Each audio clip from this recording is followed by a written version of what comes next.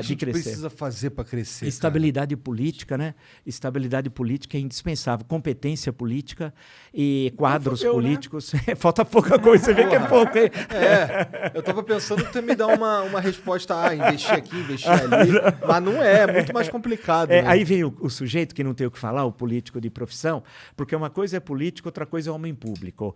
O político é esse que põe como profissão 2 pontos político. Pô, político não é profissão. O homem público é aquele que, muitas vezes nós tivemos muitos no Brasil, quando deixou de exercer funções políticas, tem menos dinheiro do que tinha quando começou. Isso tem vários que estavam, desde o início da República, o Campos Salles, por exemplo, quando sai da presidência, ele estava numa pindaíba de fazer gosto, tal, porque ele fazia política, era senador, depois presidente da República, e não teve condições de cuidar das suas coisas, tal.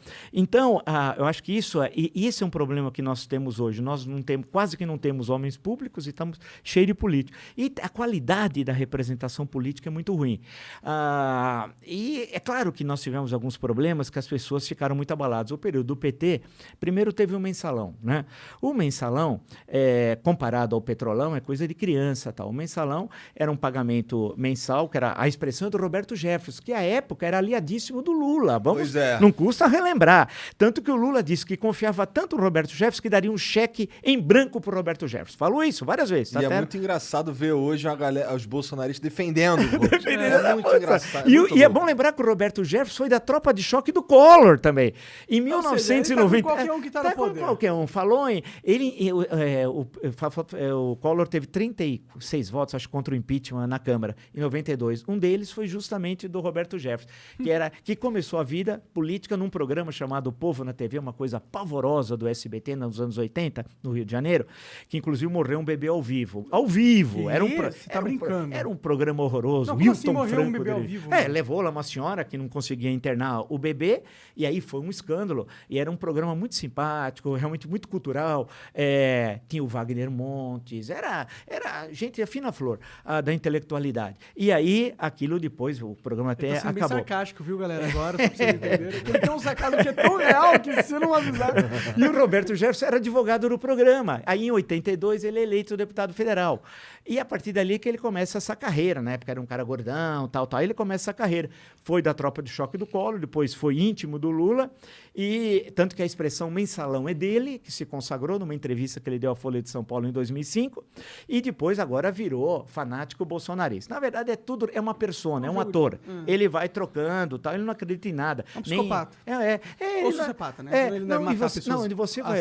Você vai olhando a figura. Então, a grande questão que nós temos hoje, e é a tua questão, falta quadros políticos, né? O sistema político é ruim, né?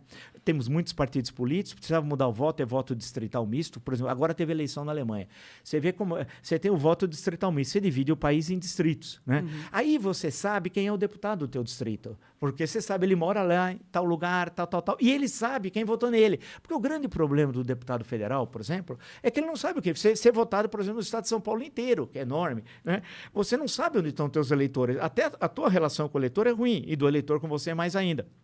Então, nós precisamos mudar. É que quando a gente vai mudar, uma vez chegou até a ser aprovado o voto distrital, mas derrubaram no Supremo, isso na primeira década desse século. Então, tem essa questão que o sistema político amarra, porque sem a gente desamarrar esse nó, a gente não resolve os problemas econômicos. E alguns não são muito complexos, porque eles gostam sempre de falar em reformas. Toda hora estão falando em reforma. Ninguém sabe direito o que é reforma, mas eles falam reforma, porque reforma parece uma coisa difícil. Tem coisas que é da mera administração do governo. Beabá, primeiro, não ter corrupção. Isso não precisa de reforma, né? É só não ter corrupção. Tem uma boa equipe, caras que são bambambãs, aqueles caras, tudo, como a gente dizia antigamente, os camisas 10. Hoje tem time que nem tem camisa 10. Mas aí você tem aqueles caras que são muito bons na sua área de conhecimento. Você fala, esses caras... E não ter medo, o presidente, de ter uma equipe que o cara pode ser melhor que você, o ministro.